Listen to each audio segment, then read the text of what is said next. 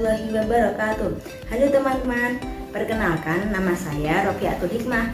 Saya dari jurusan Pendidikan Guru Madrasah Ibtidaiyah dari IAIN Tulungagung. Kali ini kita akan membahas materi tentang sistem pernafasan manusia. Teman-teman, kita bernafas setiap hari tanpa henti. Bernafas adalah kegiatan menghirup oksigen ke dalam tubuh dan membuang karbon dioksida dari tubuh. Jadi kita bernafas dengan menghirup dan mengeluarkan udara. Nah, di lingkungan terdapat berbagai macam udara, yaitu ada uap air, ada nitrogen, ada oksigen, dan ada karbon dioksida. Nah, sedangkan gas yang kita butuhkan yaitu gas oksigen. Oksigen dibutuhkan untuk mendapatkan energi dari makanan. Energi yang didapatkan dapat berperan penting dalam proses kehidupan bagi tubuh kita. Selanjutnya, apa saja sih organ-organ dalam sistem pernapasan manusia itu? Yang pertama ada hidung, yang kedua ada faring, yang ketiga ada laring, yang keempat ada trakea, yang kelima ada bronkiolus, lalu yang keenam ada paru-paru, dan ada diafragma. Berikut ini adalah struktur dari paru-paru. Paru-paru merupakan alat pernapasan yang terletak di dalam rongga dada, di kanan kiri jantung, dan di atas diafragma. Paru-paru dilindungi oleh suatu lapisan yang berupa cairan limfa yang disebut dengan pleura. Paru-paru terdiri dari dua bagian, yaitu paru-paru kanan dan paru-paru kiri.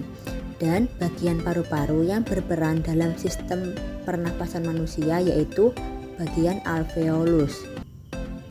Selanjutnya yaitu fungsi organ dalam sistem pernapasan manusia. Hidung merupakan tempat pertama kali udara masuk melalui lubang hidung lalu ke dalam rongga hidung.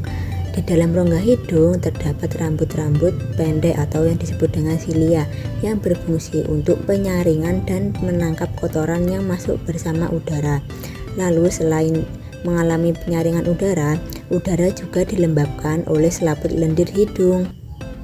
Setelah udara masuk melalui hidung, lalu udara masuk ke dalam faring. Faring merupakan persimpangan antara saluran pernafasan pada bagian depan dan saluran pencernaan pada bagian belakang. Faring berperan penting dalam sistem pernafasan, sistem pencernaan, dan juga dalam proses berbicara atau manusia dapat menghasilkan suara. Dalam sistem pencernaan, faring berfungsi sebagai penyalur makanan dari mulut ke kerongkongan. Sedangkan dalam sistem pernafasan, faring juga berperan dalam proses masuknya udara ke dalam pita suara untuk menghasilkan suara. Lalu faring juga menjadikan manusia yang memungkinkan untuk bernafas melalui mulut. Selanjutnya yaitu laring. Laring merupakan organ pada bagian leher yang melindungi trakea dan merupakan organ yang terlibat dalam proses produksi suara. Laring atau tekak atau yang disebut dengan jakun terdapat di bagian belakang faring. Laring terdiri dari 9 susunan tulang rawan yang berbentuk kotak. Sedangkan fungsi dari laring dalam sistem pernafasan yaitu untuk melindungi organ setelahnya dan mengatur masuknya udara ke dalam trakea. Trakea atau batang tenggorokan merupakan bagian sistem pernafasan dengan berbentuk seperti pipa tabung yang berdiameter sekitar 20-25 mm dan panjangnya berkisar antara 10-16 cm. Sedangkan letak trakea berada di setelah laring dan sebelum bronkus serta berdekatan dengan esofagus. Pada trakea terdapat jaringan yang disebut dengan silia yang bergerak dan mendorong keluar debu-debu dan bakteri yang masuk. Trakea berfungsi untuk menyalurkan udara yang masuk ke bronkus dan alveolus, juga menyaring debu dan kotoran di dalam udara. Selanjutnya yaitu bronkus. Bronkus merupakan percabangan dari trakea serta terdiri atas bronkus kanan dan bronkus kiri. Struktur bronkus hampir sama dengan trakea, tersusun dari tulang-tulang rawan, hanya saja lebih sempit. Susunan tulang rawan letaknya tidak teratur, yaitu berselang-seling antara tulang dan otot. Fungsi dari bronkus yaitu menghasilkan dahak guna mencegah iritasi pada bronkus, lalu membantu bernapas dengan cepat saat kita merasa lelah, lalu sebagai penyaring udara, tetapi sifatnya hanya sekedar penyaring sekunder dan mengeluarkan debu serta partikel asing dari paru-paru dan memastikan udara masuk ke dalam paru-paru. Bronkiolus merupakan percabangan dari bronkus yang menjadi jalur utama untuk menyalurkan udara ke dalam paru-paru. Letak bronkiolus berbatasan langsung dengan gelembung-gelembung udara paru-paru atau yang disebut dengan alveoli. Bronkiolus juga berfungsi sebagai penyalur udara yang berasal dari bronkus untuk kemudian dialirkan ke alveoli guna mendapatkan pertukaran gas antara karbon dioksida dengan oksigen. Yang terakhir yaitu alveolus. Alveolus merupakan gelembung yang berisi udara di dalam paru-paru yang berjumlah sekitar 300 juta buah dan berbentuk seperti buah anggur.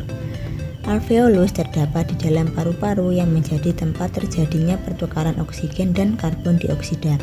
Dari alveolus, oksigen dialirkan ke seluruh tubuh melalui darah dan karbon dioksida yang dikeluarkan lewat nafas.